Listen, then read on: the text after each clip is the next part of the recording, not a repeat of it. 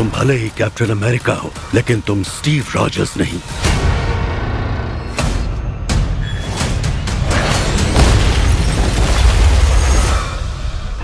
तो देखो यार, क्या है कि captain America brave new world का ट्रेलर आ गया, पर मेरे को ये जानना है कि ये ट्रेलर अभी क्यों आया। मतलब फरवरी 2025 में मूवी रिलीज होने वाली है और ट्रेलर अभी से ही। खैर उसको साइड में रखते हैं। अभी देखो क्या है कि एमसीयू में बहुत सारे इवेंट्स हो जाने के बाद, लाइक लोकी के गॉड ऑफ मल्टीवर्स बनने से लेकर रॉकेट रैकून को गार्डियंस ऑफ द गैलेक्सी का लीडर बनने तक, ऐसे पता नहीं कितने सारे इवेंट्स हो चुके हैं। और अब हमें फाइनली डायरेक्ट सिविल वॉर और एवेंजर्स एंड गेम से कनेक्टेड एक फिल्म देखने को मिल रही है, जिसका नाम है captain America brave new world. अब देखो इसमें हमें रेड हल्क तो देखने को मिल ही गया, और यार ये चीज एमसीयू वालों को भी पता होगा कि यहाँ पर आधे से ज्यादा लोग ट्रेलर में रेड हल्क को देखना चाहते हैं। चेहरा तो नहीं दिखा, बस दिखा। ओके तो देखो ये फिल्म कैप्टन अमेरिका की 4th इंस्टॉलमेंट है और इसकी हिस्ट्री बहुत ही पुरानी है। I mean, इतना कि जहां से एमसीयू की शुरुआत हुई थी, starting from the incredible Hulk, जिसमें हमें थंडरबोल्ट रॉस हल्क को काबू करने के चक्कर में रहते थे, क्योंकि हल्क उनकी बेटी के साथ कुछ करना चाहता था। I mean, they are in love, पर हल्क तो हल्क है, सारे मिलिट्री फोर्सेस भी उसका कुछ नहीं उखाड़ पाई थी। उसके बाद ये फिल्म डायरेक्ट कनेक्टेड है कैप्टन अमेरिका सिविल वॉर से, जहाँ रॉस फिर से किन्हीं पर कंट्रोल जमाना चाहता था, इन पर, जिसके वजह से एवेंजर्स की टीम के 2 समूह बनते हैं जो आपस में ही लड़ लेते हैं। अच्छा, इसके बाद भी ये चुतिया बाज नहीं आया। एवेंजर्स इन्फिनिटी वॉर में जब पृथ्वी पर संकट आई थी, जिस टाइम पर संकट मोचन आयरन मैन वहाँ पर प्रेजेंट नहीं था, तब कोर्ट मार्शल किए गए कैप्टन अमेरिका और उनकी टीम वापस आते हैं। पर इस टाइम भी रॉस कैप्टन अमेरिका को परमिशन नहीं देता है। इस टाइम पर भी उसको अपना कंट्रोल चाहिए। इसके बाद मैंने falcon and the winter soldier और सीक्रेट इन्विजन सीरीज नहीं देखा है, तो अगर इसमें भी थंडरबोल्ट रॉस का कोई कैमियो था तो सॉरी, मुझे नहीं पता। अगर आपने देखा है तो उसके बारे में मुझे कमेंट्स में बता दो। तो अब इतने सारे कांड हो जाने के बाद फाइनली हमें captain America brave new world का ट्रेलर देखने को मिला,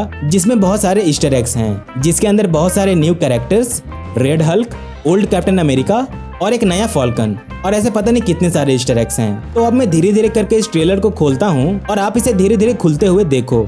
I mean, सुनो, मतलब देखो और सुनो, जो भी है अब स्टार्ट करते हैं। तो देखो ट्रेलर के स्टार्टिंग में हमें एंथनी मैकी का कैप्टन अमेरिका वाले लुक का कुछ ग्लिम्स दिखाया जाता है। इसके बाद सैम विल्सन थंडरबोल्ट रॉस से मिलने व्हाइट हाउस जाता है और उससे बोलता है कि मुझे आपको इस नई लुक के साथ देखने का आदत नहीं है। अब देखो पहला ईस्टर एग तो हमें यही ही मिल गया। ये रेफरेंस है हमारे पुराने थंडरबोल्ट रॉस वाले एक्टर को लेकर, जिनका 71 साल की उम्र में निधन हो गया और उनके जगह पे एक नए एक्टर को कास्ट किया गया जो करंटली उनका रोल प्ले कर रहा है। इसीलिए सैम विल्सन ये बोलता है ताकि हम ऑडियंस ये समझ पाए कि एक नए एक्टर के द्वारा इस रोल को प्ले किया जा रहा है। अच्छा, इसी सीन में हम इस चीज को नोटिस करते हैं कि रॉस के पीछे एक पेंटिंग है, और यार ये कोई कोइंसिडेंस तो नहीं हो सकता कि रॉस के पीछे किसी आदमी का चेहरा दिखे जो कि रेड कलर का हो। I mean, ये पक्का इस चीज का रेफरेंस है कि आगे चलकर थंडरबोल्ट रॉस हमें रेड हल्क में ट्रांसफॉर्म होते हुए दिखेगा। इसके अगले सीन में हम रॉस को किसी इवेंट में नोटिस करते हैं जहाँ पर उसे जनता रेडी रॉस कहकर सम्मानित कर रही है। इस सीन का मतलब ये है कि वो ऑलरेडी प्रेसिडेंट बन चुका है, और ये चीज मैं इसलिए बोल पा रहा हूँ कि ट्रेलर के स्टार्टिंग में ही हमें ये सुनने को मिलता है जहाँ रॉस सैम विल्सन से ये बोलता है कि उन्होंने मुझसे कहा कि या तो मूछें हटा दो या फिर कुर्सी से हट जाओ, जिसका क्लियर मतलब ये है कि वो प्रेसिडेंट बन चुका है। सच कहूँ आपको बिना मूछों के देखने की आदत नहीं है।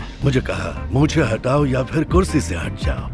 और क्योंकि अब वो प्रेसिडेंट बन चुका है तो उसकी पावर्स भी उसके पास है, और वो उस पावर का यूज करके यूएस आर्मी में कैप्टन अमेरिका नाम से एक नए पोजीशन को लाना चाहता है। अब देखो इस चीज को ऐसे समझो कि स्टार्टिंग से ही थंडरबोल्ट रॉस कैप्टन अमेरिका से बहुत चिढ़ता था और वो उसे आर्मी में कभी भी एक ऑफिशियल पोजीशन नहीं देना चाहता था, क्योंकि उसका यह मानना था कि स्टीव रॉजर्स का कैप्टन अमेरिका एक सुपर सोल्जर था। और जैसा कि हमें पता है कि वह स्टार्टिंग से ही सिस्टम पर कंट्रोल रखना चाहता था, और इसके लिए अगर उसके अंडर में कोई ज्यादा पावरफुल पर्सन काम करता है तो उसे इस चीज से दिक्कत हो सकती है। और क्योंकि अब कैप्टन अमेरिका नहीं रहे तो इसीलिए वो सैम विल्सन को कैप्टन अमेरिका का पोजीशन दे रहा है ताकि चीजें उसके कंट्रोल में रहे। बहरहाल इसके बाद हमें सैम विल्सन ये कहते हुए दिखता है कि अगर मैं ये बात नहीं मानूं तो क्या होगा। अब क्या होगा ये चीज हमें ट्रेलर के लास्ट सीन में देखने को मिलेगा। इसके बाद हम ट्रेलर में आगे बढ़े तो हमें एक नए कैरेक्टर का लुक दिखाया जाता है। अब सबसे पहले जानते हैं कि ये है कौन। तो इस महापुरुष का नाम है जॉर्ज वाशिंगटन ब्रिज, जिसे GW ब्रिज भी बोला जाता है, जो कि एक मर्सनरी यानी पैसे देकर किसी को भी मारने वाला भाड़े का टट्टू, और ये शील्ड का एक हाईली रैंक वाला एजेंट था। ट्रेलर में जब भी हम इसके सीन को देखते हैं तो हमें ये हर बार गन्स के साथ किसी न किसी से फाइट करते हुए दिखता है, और इसका इस फिल्म में दिखने का मतलब ये है कि वो प्रेसिडेंट रॉस को मारने आया है। अब चलो यार हम इस कैरेक्टर की थोड़ी पावर्स और एबिलिटी के बारे में बात करते हैं। तो देखो इसके पास तो कोई सुपर ह्यूमन पावर्स तो नहीं है, पर ये एक trained hand to hand combat वाला फाइटर है जो फायर आर्म्स का बहुत यूज करता है। He loves guns and weapons. मोटा मोटी देखा जाए तो इसके अंदर जॉन विक जैसी पावर्स है। इसके बाद हमें ट्रेलर के अगले सीन में ये 3 मेजर कैरेक्टर्स दिखते हैं। पहला सैम विल्सन, ये बीच वाला बंदा जो आगे चलकर फाल्कन का रोल प्ले करने वाला है। उसके बाद ये ओरिजिनल ओल्ड कैप्टन अमेरिका, जो हमें इससे पहले कैप्टन अमेरिका सिविल वॉर में भी दिख चुके हैं। अच्छा, अगले ही सीन में हम क्या देखते हैं कि वो गार्ड का गन छीन के प्रेसिडेंट पर अटैक कर देते हैं। खैर, प्रेसिडेंट को तो कुछ नहीं होता, उसके बाद वो खिड़की तोड़कर भाग जाता है। अब यार ये सीन को फिर से देखो और सोचो, यार वो कैप्टन अमेरिका रह चुका है, एक पहला सुपर सोल्जर, और वह ऐसी हरकत कैसे कर सकता है? मतलब उसे ये भी पता नहीं है कि वो एक प्रेसिडेंट है और एक ग्लास के अंदर है, तो इसका मतलब ये है कि वो उसे गोली मार के मार देगा। मतलब उसे इतना भी नहीं लगा कि वो ग्लास बुलेट प्रूफ हो सकती है। कोई ऐसी हरकत कैसे कर सकता है? अच्छा, इसके बाद हम ट्रेलर में थोड़ा आगे बढ़े तो हमें ये चीज तो क्लियर हो जाता है कि वो प्रेसिडेंट को मारने नहीं आया था। वो सम सॉर्ट ऑफ मैसेज देना चाहता था कि अपने प्रेसिडेंट को बचा लो, इसको कोई मार के चला जाएगा। अच्छा, इसके बाद हम ये लैब जैसा एक रूम देखते हैं जहाँ हो सकता है थंडरबोल्ट रॉस अपने ऊपर एक्सपेरिमेंट कराएगा अपने आप को रेड हल्क में ट्रांसफॉर्म करने के लिए। इसके बाद हमें ट्रेलर के कुछ मोन्टाज सीन दिखाए जाते हैं, जिसके बीच में हमें ये फ्यूनरल वाला सीन भी दिखता है। अब ये किसका है, इस चीज को हम आगे आने वाले वीडियोस में बात करेंगे। उसको देखना चाहते हो तो सब्सक्राइब करना पड़ेगा, तो कर दो। अच्छा, इसके बाद हमें सैम विल्सन अपने फुल पोटेंशियल वाले फुल कॉस्ट्यूम के साथ एक प्रॉपर कैप्टन अमेरिका वाले लुक में दिखता है। उसने अपने सूट में कुछ चेंजेस भी किए हैं और अब वो एक हेलमेट का भी यूज करता है। और इस सीन को देखने के बाद हम ये समझते हैं कि वो साउंड बैरियर को ब्रेक करके अब वो सुपरसोनिक स्पीड से भी फ्लाई कर सकता है, और इसलिए हमें ऐसा गिजमिजाया हुआ साउंड इफेक्ट सुनाई देता है।